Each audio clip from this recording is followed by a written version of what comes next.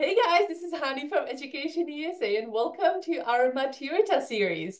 Today I have a special guest, Avni, and she's going to walk you through a topic called education system in the Czech Republic, United Kingdom, and the United States. I know that this is probably not one of the favorite topics you can choose from, but I hope that after today's live stream or video with Avni, you will feel more confident if you choose this topic. So, hi, Avni. Thank you so much for joining us. Thank you, Hani, for the introduction.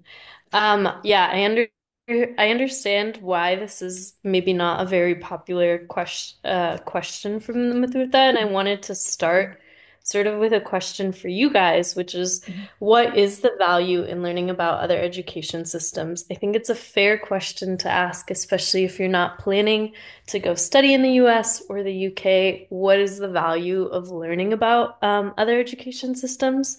For me, and my pitch to you is that a lot of your time right now is spent in school, and I think it's very important to think critically about that time, not necessarily negatively, but to actually think about how those structures maybe influence and shape you. And the best ways to do this, in my eyes, is by actually getting the chance to compare it to other education systems around the world and be able to see for yourself maybe what things are normal in other places, what things are expected in other places, and see what works best for you and maybe how that influences how you have developed as a person as well. Mhm.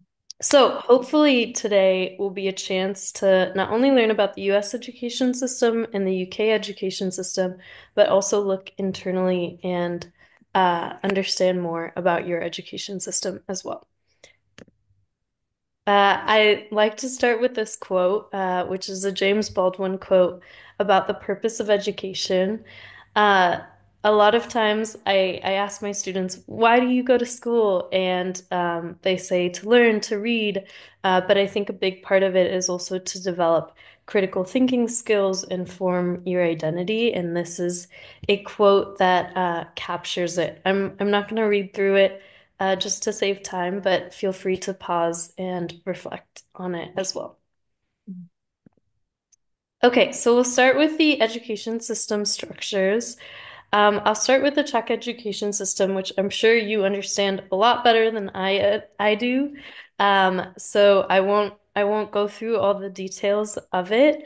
The main things that I wanted to point out is that in high school, there's these sort of three tracks presented in the Czech system: the gymnasium, the vocational schools, which are like the 3-year schools without the maturita, as well as the specialized schools, which is for engineering, accounting, nursing, etc. Um, I am curious if you yourself have ever reflected on maybe what percentage of students in the Czech Republic go to each of these professions. From some of the findings that we found, about 24% of students go to gymnasiums, 45% to secondary, and 30% to those vocational 3-year schools. So from this, what we're seeing is actually that 75% of students decide at around the age of 15, 14, 15, what sort of specialization they want to pursue. And this is very different than the US education system, which I will jump to in a little bit. But maybe you yourself are one of those students that had decided on a specialization at those ages. And so I think it's helpful to think, were you too young? Was it too late? Maybe what factors went into going into thinking about that specialization as well. In the US education system, it is generally general education up until you're 18.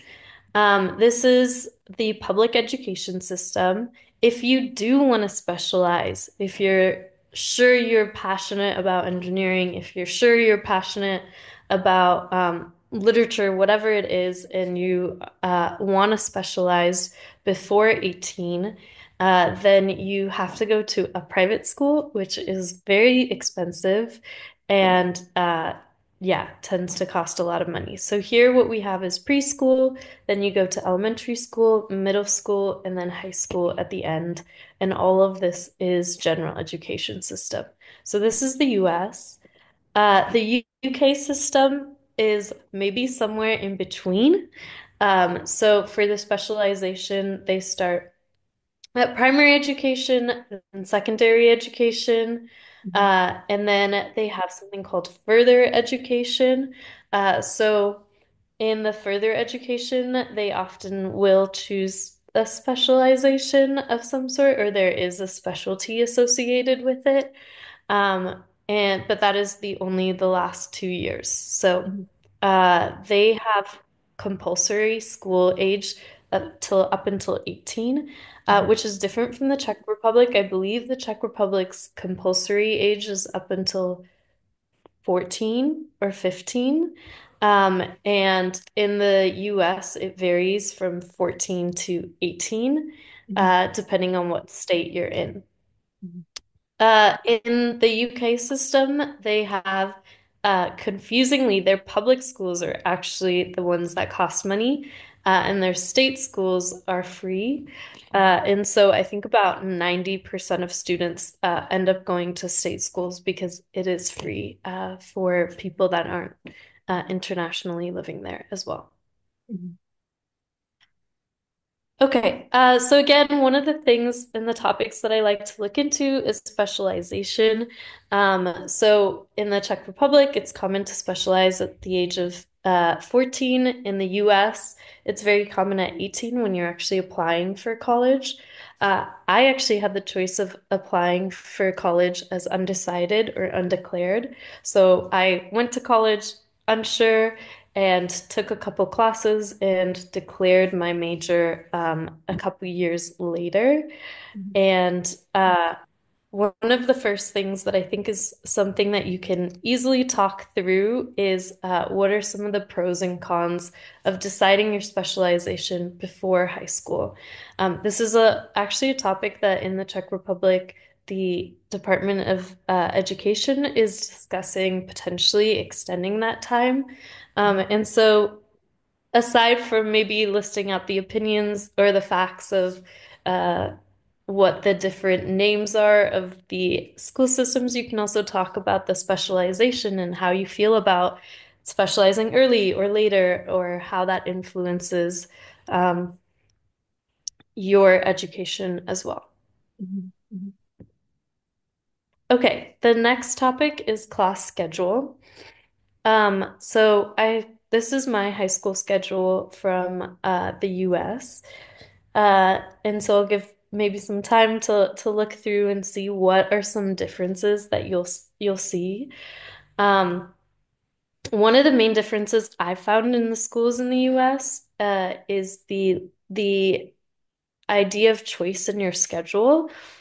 So I am currently at a specialized school, a technical school here, mhm, and my students are given a schedule from the school, mhm, and each year they're given that schedule.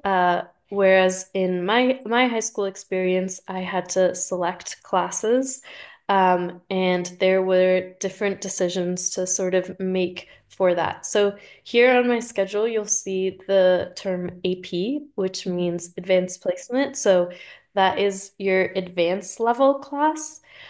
So every year in my high school, I had to take math, history, science, and literature, but I got to choose the level of which I wanted to take it in. So if I was very passionate about math, then I could take an advanced level of math. If I was not so passionate about history, which I wasn't very good at history, so I took like the regular version of history. And so you get to choose the level that you want to be at. Mhm. This is different from my high school in the Czech Republic, where often students are maybe placed at a level. So, for example, in our English classes, the students are divided into two halves, and there is maybe a more advanced, quote unquote, and a more or a less advanced class, and Mhm. that is widely determined by a placement test at the beginning of the year, where depending on the score, you're placed in one class or the other. And so that is a placement that's given to you as opposed to maybe one that you choose. Mhm. There are pros and cons to both sides of this, I believe. One big pro of being placed in a class is actually for the teacher. It's very helpful to know all my students in this class are at this level. They don't know past simple, and I can focus on teaching them that as opposed to in this advanced class, everyone knows that and is familiar with that, so we don't need to cover that Mhm. information. But of course, there is this idea of motivation in which matters more. Does motivation matter? Or does your starting place matter? And so that is, again, an opinion that maybe you can express and talk about during the Maturita question as well. Mhm. Mhm. Here you'll see a couple of elective classes. Those are sort of the way to get around not having to specialize early on. You have these elective classes, which is a list of various classes that you can choose from. So in this case, I chose computer science and journalism. You can choose wood shop. You can choose art. You can choose various different things that may align with your passions and interests and as opposed to it being part of your mandatory schedule. Mhm. One thing though is that this is my schedule for every single day. It was largely the same, whereas I found schools here often have different classes every day. Some classes are twice a week, some classes are three times, some are once. We had these classes every single day. So that maybe was something that was different. And because your classes were largely based on your selection, the people in your classes were very different. So the same people that would choose AP Calculus may not be the same people that choose AP Literature. So you would have different Mhm. students. And so students would go to the teacher's classroom as opposed to here where teachers go to the student's class and you kind of move with the same student cohort. So that's also something to think about of which way would you prefer your school experience to be like? Mhm. Mhm. Okay, so this is sort of an overview of what I touched on in terms of the difference of choice. So I won't go over this, but feel free to pause and look at it more. Mhm. Thumbs up, thumbs down. I think this is more so just a chance for you to get to think through your opinion. So I'll go through these slides, and maybe these are topic points that you can bring up for your maturita. Mhm. The first one, your classes should be influenced by your future job, not your personal interest. Do you agree with that? Do you not agree with that? Mhm. A lot of people might say that your personal interest should shape your future job, but maybe that's not always the case. Mhm. And sometimes with having so much selection over your classes, you may not choose a class or, a 14-year-old may not choose a class that would be the most beneficial for their future job, but Mhm. maybe just sounds fun and cool. Mhm. And so is that a good thing? Is that an okay thing? That is more of your opinion to form. Mhm. Students should choose their own level of difficulty for a subject and not be placed in a level. So again, we talked about this a little bit more, but thinking through what your opinion on that is as well. Okay, grading and tests. So this is the two systems that we have. I believe this is the Czech grading system. It is at least at my school. Hopefully it's similar at your school. In the US, it's largely by this A plus, A minus, all the way down to an F, which maybe you've seen in films of people failing and getting Fs on their tests. Mhm. Grades are very important in the US in terms of getting into college. Mhm. They all your grades from all your classes go to this towards this thing called your GPA, which you will put on your application for college, and is a big part of whether or not you will be accepted. So it's a little bit different, I think, than in the Czech system, where often the emphasis is placed on the Maturita and passing the Maturita exam. Um, and your grades, of course, matter as well, but maybe aren't as crucial for getting into college Mhm. in that way. Um, Again, one of the things that you can think about or talk about here that's more opinion based is what's the value of grading? Why do you think we have grades to begin with? Do you think that it's a fair way to measure students? Does it add more stress? Does it actually motivate people to learn? These are all maybe Mhm. questions that can surround this topic as well and be more focused on your opinion rather than um, facts that you have Mhm. to memorize. This is the UK grading system, which recently changed. So Mhm. it used to be something similar to the ABC system, and now it's more numbers based, but again, has more of a granularity than you'll see in the Czech Mhm. system, which is those 5 grades as well. Mhm. Okay, higher education is the last area that I will look at. So this is the higher education system in the US. So, of course, you finish high school, then a lot of people have different options of where to go to. The main tracks that I'll focus on is the 2-year college and the 4-year college. The 2-year college is what leads to an associate degree. So that's maybe if you want more experience and more education, but you don't want to commit to a 4-year college program, Mhm. which will get you the bachelor's degree, then you can do the 2-year option. It's not as common. The most common one, of course, is the 4-year college, which is 4 years different than the Czech Republic, which is 3. In the Czech Republic, oftentimes when I hear about people talking about higher education, they do the 3 years of college and then a 2 years master's program. And people almost consider your higher education incomplete without this master's program. Mhm. That's not at all the case in the US. You do your 4 years and you're considered complete with getting your higher education. And if you want to go into your master's, you can, but that's extra. Most people don't do that. Mhm. Um, and if they do, the main reasons towards it, one is maybe they studied something in their 4 years and they want to change it, so they go to the master's to get a different Mhm. credentials, or they want to study more and maybe do their PhD, but start on that path and decide like, no, the master's is good.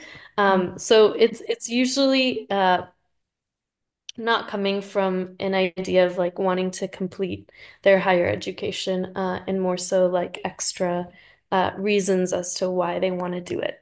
Mhm. Part of the reason maybe people don't do not as many people do their masters has to do with the cost, which I'm also sure many of you have heard a little bit about. The cost of the US education systems are very, very expensive. I would have you guess, and I would love to hear your answers. Unfortunately, I can't, but I will reveal what my education looks like.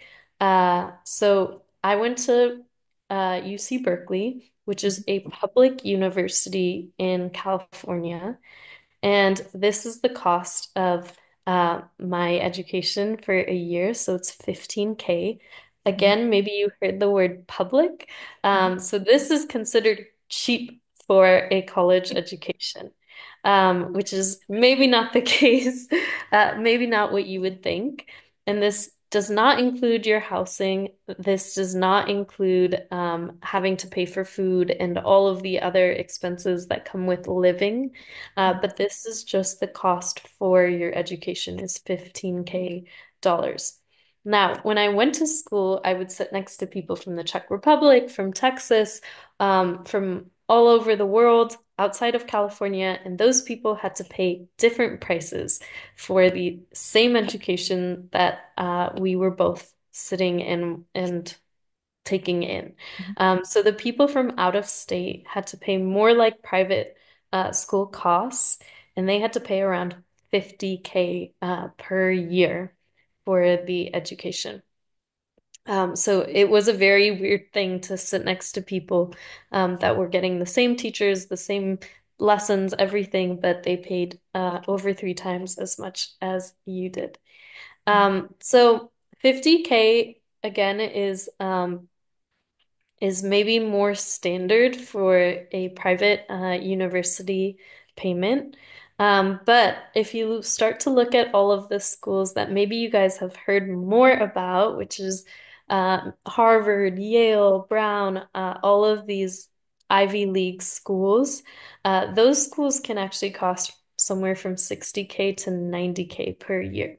So you start to see this correlation between the idea of prestige and cost. So the more prestigious your school is, the more known your school is, the more expensive it gets. And so it's worth thinking maybe why that is the case. And I think a lot of it boils down to this idea that with a name like Harvard on your resume, you can, coming out of college, get a higher paying salary job. So you will get more money, and so it's considered almost like an investment that you will be able to pay off. Um, this is maybe a flawed line of reasoning. I remember there was our former president, Barack Obama, who went to U Chicago, which is none of the Ivy League schools, but still a very prestigious school. He said he eventually paid off his student debt when he was president of the United States of America. So it is not a affordable system for anyone for that matter, not even the president of the US.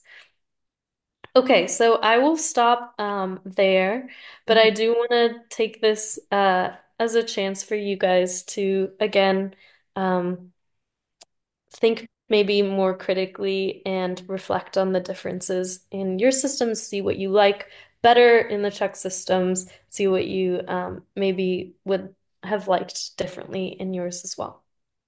Perfect, Abby. Thank you so much. You guys, I know you just heard that it costs so much money to study at a university in the US, but me being Education USA advisor, I would love to encourage you to do that. You are eligible for scholarships, and I'm happy to help you with that. So if this is your dream, I'm happy to help you. I'm glad that I heard that Avni studied at UC Berkeley. We do have a Czech student in her sophomore year at UC Berkeley with scholarship. So please let me know and I'm happy to help you. But going back to our today's topic, this was awesome. So Avni, let's pretend that you are that Maturita student, nervous. You picked this question. How would you Topic. approach it? Yeah, this I topic. stopped So sharing my screen or no, you can leave this here okay. or you can, yeah, it's fine. But how would you start? What would you tell me, me being like a mock teacher? So what would you do? I think I would start maybe by sharing what some of the differences are from the Czech system Mhm, and talking through what I prefer and what I maybe don't mhm, prefer. So again, maybe focusing on something like the specialization or the class choice. mhm, Um, I think one of the things you can focus on even is like in my experience in the Czech Republic, I have um, I have moved with a group of, 30 students that are in my class, and we take every class together, and that has created a big bond, whereas in places in the US, maybe in their education systems, they don't move in these 30-person groups, but maybe more individually. Mhm. And so that affects maybe the relationships that they have, as well as their ability to specialize in a field. Mhm. So I've heard pros and cons for the specialization. One pro is that when you specialize early, a lot of students in the Czech Republic don't necessarily need to go to university after, and they have a specialization, and they can go directly into that field. And so college is more of a choice, whereas in the Mhm. US, you largely need to go into to college in order to get a job that's not general. Mhm. Um, and so that is a huge advantage to having to specialize early. You get job and work experience a lot earlier. Mhm. But on the other side, some of the cons are that you can sometimes be too young to decide. A lot of times, parents play a big role into that decision and influencing that, or friends. A lot of times your interests change. And so now you're at a high school for 4 years, and in the second or third year, you realize this is not for me, but you don't want to start high school all over again.